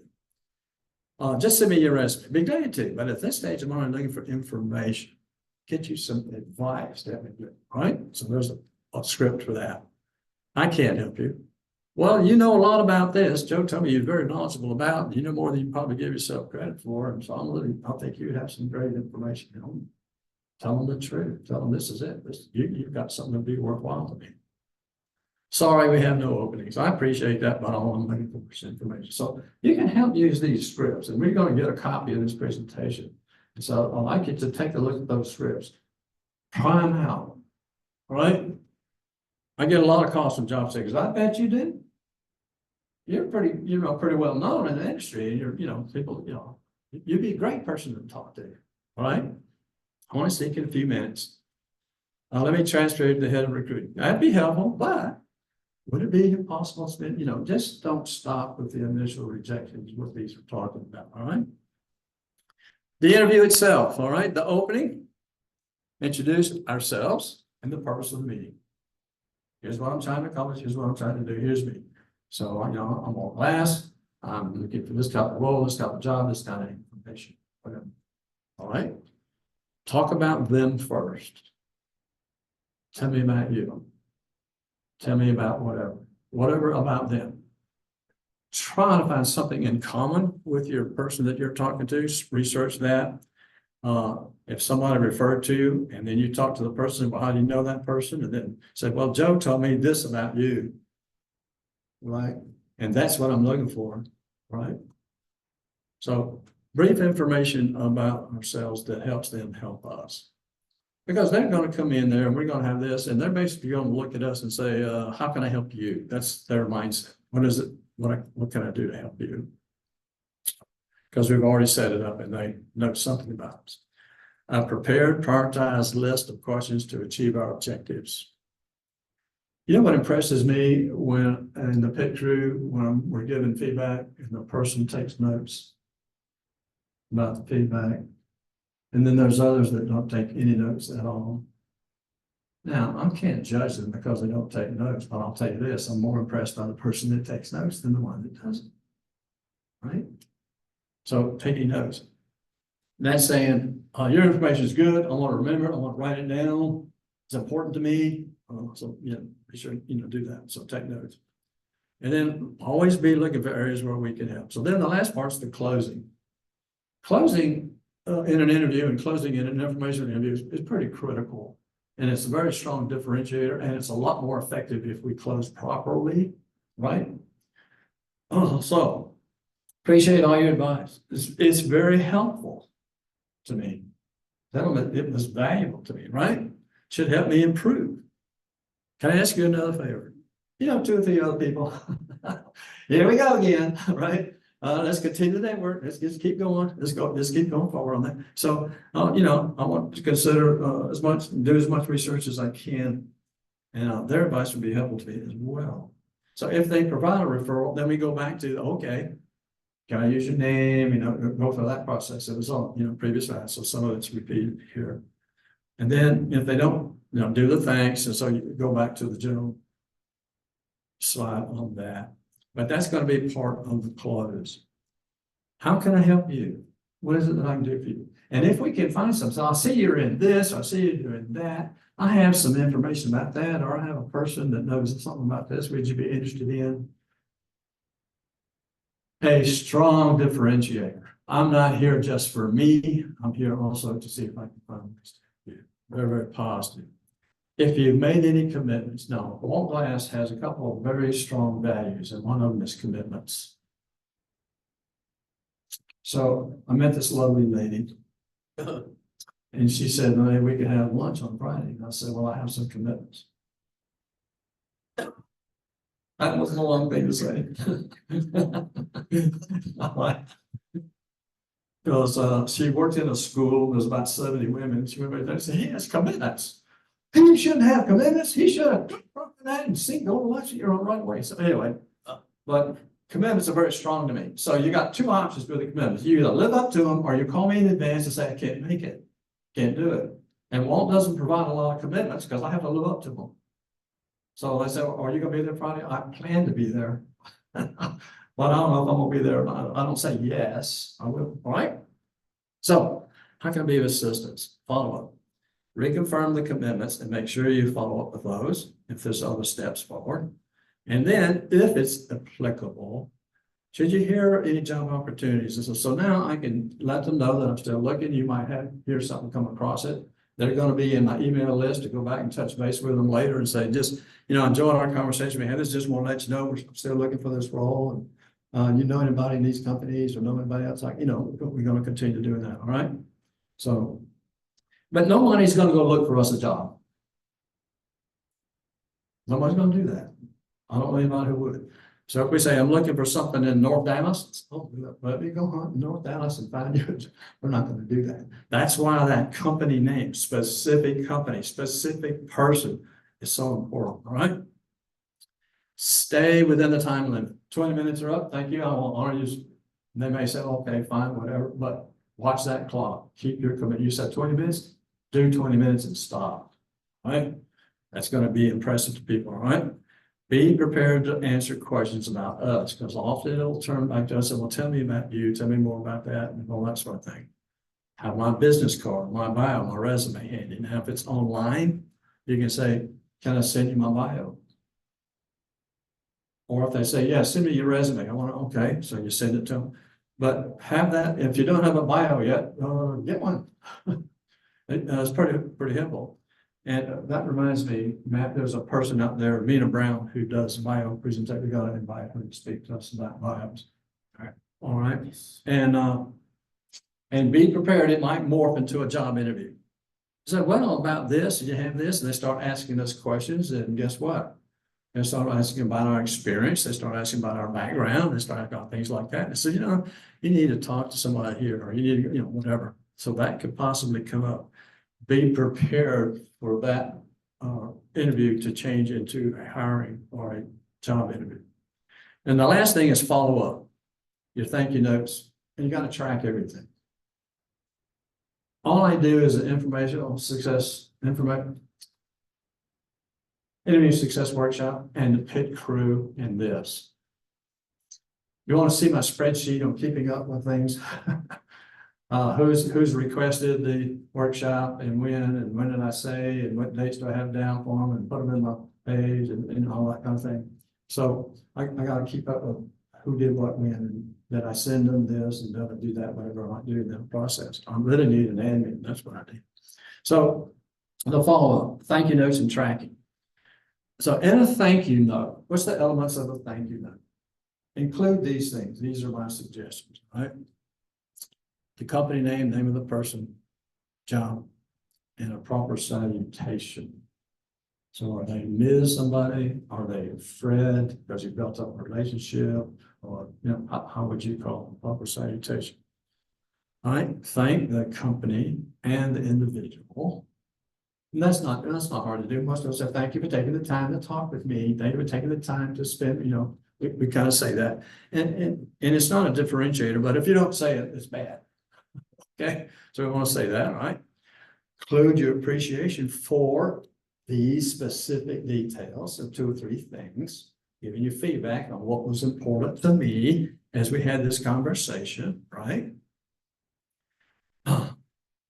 If I still have interest in that topic, I want to get more information. Let's say I'm still interested in getting more information about it. And so here's my passion and eagerness to continue our relationship in the future, right? And then if we find an organization or personal need where we have expertise, highlight those on our skills, offer assistance to them. So look at this outline and say, okay, here's how I want to put my thank you note together. Now, the best way I found on a thank you note was a person several years ago who said, well, I don't have their address anymore. I can't send a note through the mail, to them. Or even better yet, if they're local, I hand deliver them. Take them over and give them to the receptionist, okay? So one person got the thank you note card, wrote it out very clearly, nice handwriting, okay? And said the thank you note, took a picture of it, and stopped it and dropped it in the email. And so here's the personal touch through the technology that we have today, and also to be different with it, all right? It shows people that we took the time to say thank you, right? And it wasn't just the ordinary thank you. We added to that. Is there others I should talk to? Here we go. I mean, every communication still ask us, maybe there's somebody else I should talk to, whatever. All right. And then make sure we got our contacts and details. Now, for me, I put my phone number and my email address for the interview success workshop in the banner page on LinkedIn. And for some of you who don't like to put phone number, get a Google phone, so you can follow it to you, so you won't have any concerns about that. The rule is make it easy for people to help us. Make it easy for people to find us, easy for people to do that. So I'll include that in there as well. And then you've got your spreadsheet or whatever you use to say, okay, here's what happened. And so the name there, if they gave me 3 referrals, 3 names, there are 3 lines on the page, right? Because I got to follow, each one of those. I like to do them in Word because Word expands for the cells and Microsoft Excel doesn't do as well. But anyway, keep up with all of that. Know when you want to contact them back, etc. So the last thing I want to talk about is making a change. I used to ask people, they say, do you like change? They said, no, not really. I said, well, I was going to raise your salary. Since you don't like change. And so let's refine. People don't like being changed, right? So that that's the concern. So it's all right. What is the change? What is it? What does I want to? Why do I want to engage in an interview? let's go down to the fundamentals and the basics of this, right? What do I stop doing? What am I starting to do? What am I going to do to really get on board with having these interviews? I can't just continue like I am if I'm not having anything or doing anything. So I have to give myself some permission to do this. It's kind of a way of internalizing. So I give myself permission to start it. It's a priority for me. So we're having positive self-talk saying, listen, tell yourself that you want to do this. And our brain says, okay, let's start doing it. It's very interesting. There's two things you can learn. One is by doing it, right? Another one by reading it. So there's more than two. One by hearing it. So if those of you that are in learning and development, that sort of thing. So, people say, what do I have to do? Show you a picture? Yes.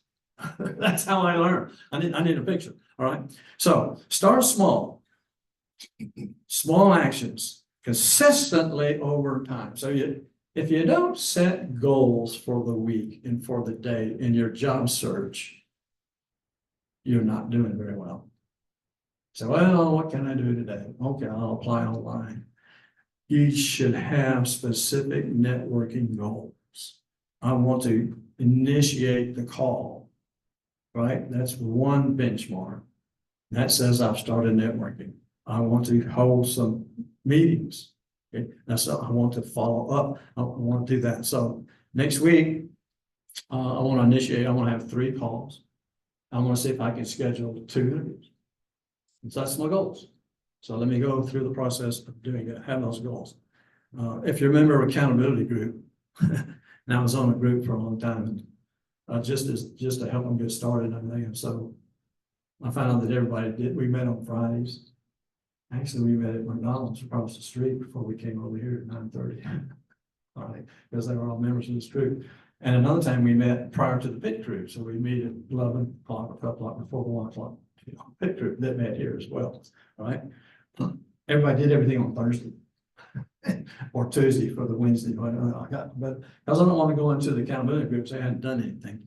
But anyway, that helps us being held accountable for that. And that's a great group to help us do that. All right. And then make a habit out of it. Make a habit. There's 3 types of people: those who make things happen, those who watch what happened, and those who wonder what happened. Okay. Well, networkers are the ones who make things. All right. Questions? Any questions in the chat? Patty says Atomic Habits by James Clear is a must read. Everybody hear that? Speak a little louder. Atomic Habits by James Clear is a must read. Okay. Atomic Habits by James Clear. Okay. I'm sure Patty put that in the chat. She did. I did. I know There's you will. the book. Yeah. There's and the I knew book. that we were talking this morning about, well, we're just going to meet online or not. And I said, well, if we weren't, is Patty going to be here? It's going to be hard for her to be here since she lives in Phoenix area. So, okay. Thank you, Patty. All right. I'm here virtually, but I'm happy to connect with others. Yes, she is. Patty also leads the Tuesdays LinkedIn group. So Tuesdays at 1 o'clock. If you're not familiar with careerdfw.org, go look at that website. For those of you that are new in job search, go there first. That's the first thing I tell them to do. There's a ton of resources available there. And there's a calendar function. And in the calendar, you can see all the groups that are meeting. You can expand on the group. You can get their LinkedIn, the address, who's the leader, all that sort of thing. So very, very good resource. Okay, other question? Who's still afraid of networking? Yeah, and change just because we talked about it, right? So what's the solution? Nike has it. Just do it. Just go, just do it. Just do it, okay? Just start doing it. And then as we do it, we get more comfortable with it. We'll be more likely to get. So start with someone, you know, practice with that, right? There's plenty of people in this room that do have some great skills and knowledge. Kathy? Need to Slide. Just put that in the chat window, somebody. Okay. Role play. If you can't get over, everyone said D. Yeah, it should have been nerd working. It should have been a D. Nerd working. Getting over the hump, Yeah. role playing with a significant other with a friend. Right. So start with someone you know.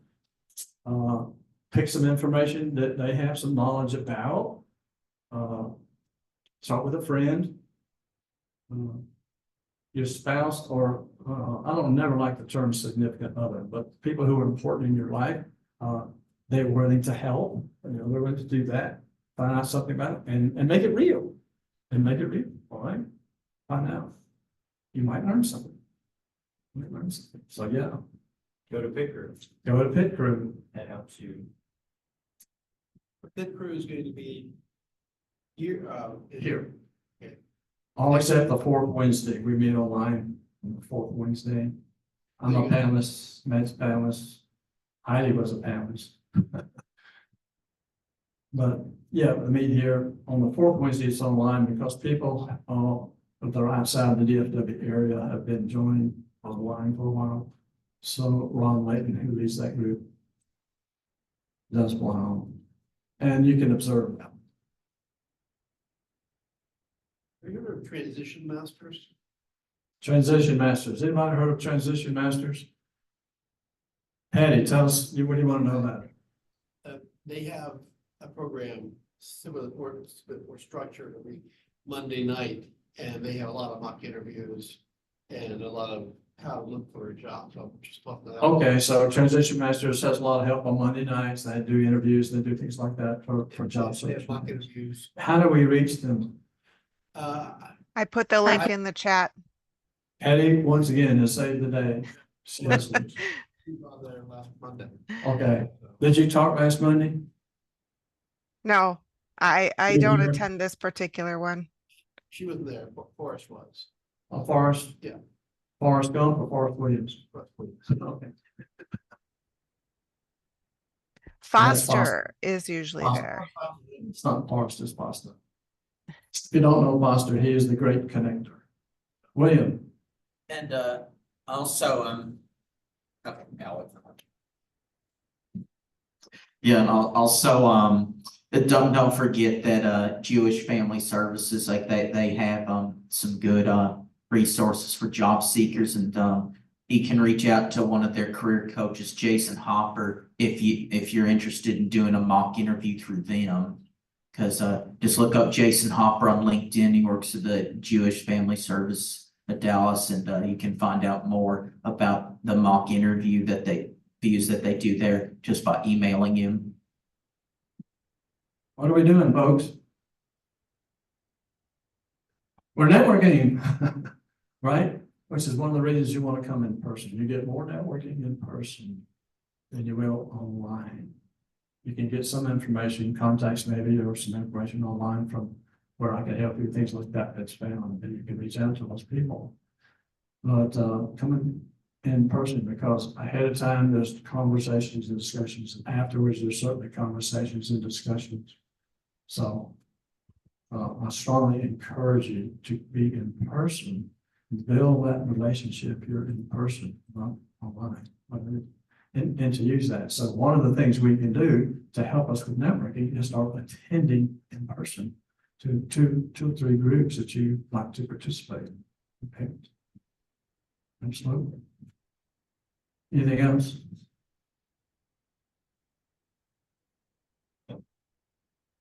Anything else here? I'll talk long enough. Well, thank you much.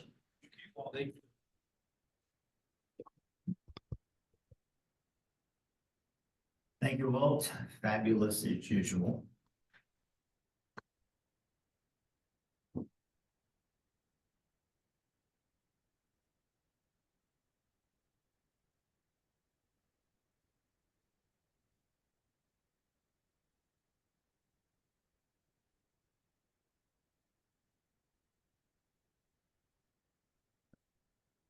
Walt's already covered careerdfw.org, so we'll skip over that.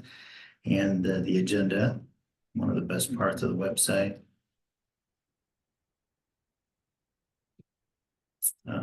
Here's a look at all the videos that you can play back. There's over 250 videos, sessions that have been recorded out there on YouTube. Looks like that, easily searchable. As Walt mentioned, Patty Bashy is going to be hosting LinkedIn Tuesdays. And this Tuesday is Ruth Lipsky. LinkedIn tools for job seekers. She's very, very good if you haven't seen her. And that is at 1 p.m. on Tuesday. Pit Crew is on Wednesday. We are back here this week. We'll be here next Friday. Thursdays are postponed until further notice. And next Friday, we have How to Rekindle Your Job Search with Locke Alderson. Week after that, 21 tips for an effective job search in today's ever-changing market with Rick Martinez. And then there's no meeting the day after the 4th of July. I don't know about you, but I'm going to be recovering. All right, and again, we're going to go to lunch for those in the room, and I saw at least one person online that's going to join us at Jason's Deli just west of here on Parker. Thank you for joining. Hope to see you next week. Take care, everybody. Thank you.